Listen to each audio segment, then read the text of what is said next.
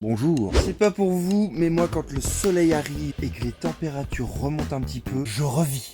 Ça fait vraiment un bien fou. Alors je sais, on n'a qu'une envie, toi comme moi, hein, c'est de prendre toutes nos petites graines et d'aller vite les semer pour profiter au maximum de la saison qui va venir. Mais bon, tu l'as vu et on en a parlé ensemble dans la dernière vidéo. Personnellement, moi j'attends le début mars pour commencer mes semis. Si tu te demandes pourquoi, etc., tu vas checker la vidéo de la semaine dernière. Hein. On en parle ensemble et puis va voir dans les commentaires, il y a des trucs intéressants qui sont dit. Bref, aujourd'hui ce qu'on va voir toi et moi, c'est la suite de comment créer un potager à partir de rien. Mine de rien, vu que le mois de mars il arrive à grands pas, donc forcément le début des semis, et bien cette zone là on va finir de la préparer, qu'elle soit impeccable pour accueillir nos futurs petits bébés. Voilà ce que donne notre petite zone. Alors pour en arriver là, si tu sais pas comment faire, je t'invite à aller voir les 2 premières vidéos. Pour rappel, on a mis du carton, on a fait un apport en terre, on a fait un apport en azote, on a fait un apport en carbone. Et bien sûr, tout ça, on l'a laissé bien reposer. Bon, les feuilles ont un peu bougé. Forcément, il y a du vent. On peut voir que la terre s'est quand même tassée avec la pluie. Mais ça va, elle est bien structurée. Tout ce qu'on a fait comme apport, etc., on sent que juste en la décompactant un petit peu, elle devient légère et qu'elle va être très facile à cultiver. La zone n'est pas très loin des arbres. On peut voir que les tempêtes ont laissé quelques traces.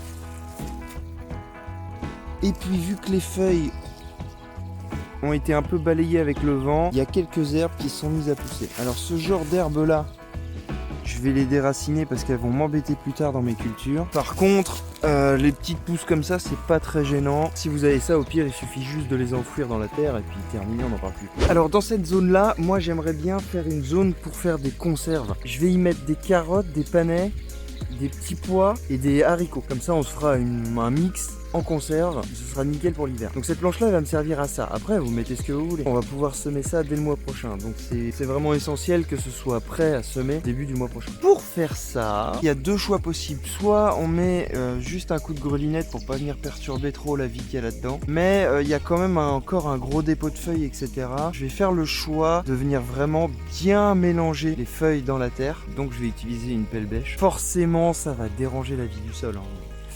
Pas rêver. Mais je vais faire ce choix là pour pouvoir avoir une terre à peu près nickel. Si je mets de la carotte, etc., les graines sont très fines, je vais quand même avoir besoin de faire un travail assez fin là-dessus. Après, si vous voulez mettre par exemple des courgettes ou des courges ou des gros légumes comme ça ou des grosses graines, genre des haricots, un simple coup de grelinette suffit. Ici, c'est pas ce qu'on va faire, alors je vais me permettre d'utiliser au moins une fois la pelle bêche. Par contre, après, c'est terminé, je ne touche plus le sol. Je vais enlever ce genre de choses là.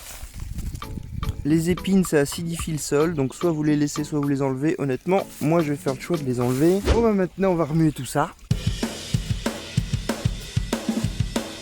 Quand je vous dis qu'il y a de la vie dans ce sol, je plaisante pas, hein, c'est blindé de vers de terre. Regardez-moi ça, la taille des trucs.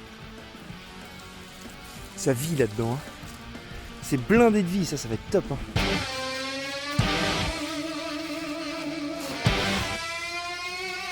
Voilà, c'est fait, j'ai retourné la zone. Alors je vous avoue, ça m'a fait mal au cœur parce que chaque coup de bêche que je donnais, je voyais les vers de terre faire surface.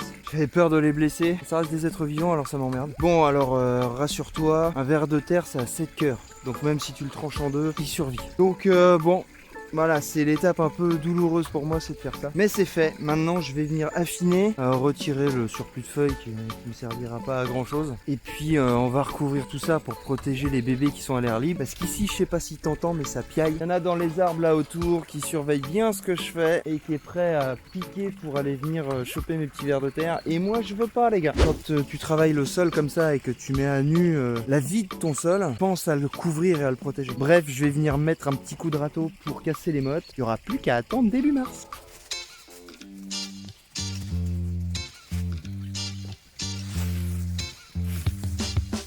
Voilà, après le coup de râteau, j'ai une zone de culture qui est nickel. Honnêtement, on serait début mars, je pourrais tout de suite semer là-dedans sans aucun problème. La terre est riche, c'est plein de vers de terre. On a enlevé tout ce qui était grosses branches, le surplus de feuilles, on en a intégré dans la terre. Celles-ci, elles vont venir se décomposer tout au long de la saison, elles vont amener un apport en carbone, donc c'est super. Maintenant, ce qu'il est impératif de faire, c'est de couvrir. Ce que je peux te conseiller, c'est de jamais laisser un sol nu de toute façon. L'idéal pour faire ça, c'est de mettre du foin. On fera une vidéo plus tard pendant la saison sur les paillages, les inconvénients, les avantages, les types de paillage, tout ça. t'inquiète. Le foin, je l'ai pas encore acheté, donc en attendant, je vais bâcher. Voilà, c'est pas fou, mais si je bâche pendant une semaine, ça va. Ah, tu vas pas m'en tenir rigueur. Donc je vais mettre une bâche, bien la caler pour protéger le sol. Et puis de toute façon, vu que je viens de le travailler, il faut que ça se repose, que la vie retrouve l'équilibre, etc. Est-ce que t'entends la déception des oiseaux là? Imagine, c'est comme si là t'avais un petit kebab dégoulinant de sauce blanche et que d'un coup on te met un super couvercle par-dessus. Eh ouais les gars, mais bon, vers de terre on en a besoin nous, hein. Désolé. Alors bien sûr tout ça, je vais pas le laisser par terre, je vais le garder et aller le réintégrer dans les autres zones du potager, hein. On va quand même pas aller jeter de l'or. Ce serait idiot. Bref, cette zone elle est prête. Maintenant, prochain rendez-vous ce sera d'ici 15 jours, 3 semaines où on va faire les premiers semis dans cette zone. Ça commence à avoir de la gueule un peu ce coin-là. Probablement semaine prochaine, on se fera un petit live jardinage. Prends soin de toi, ne sème pas trop vite, profite quand même des beaux jours. Salut!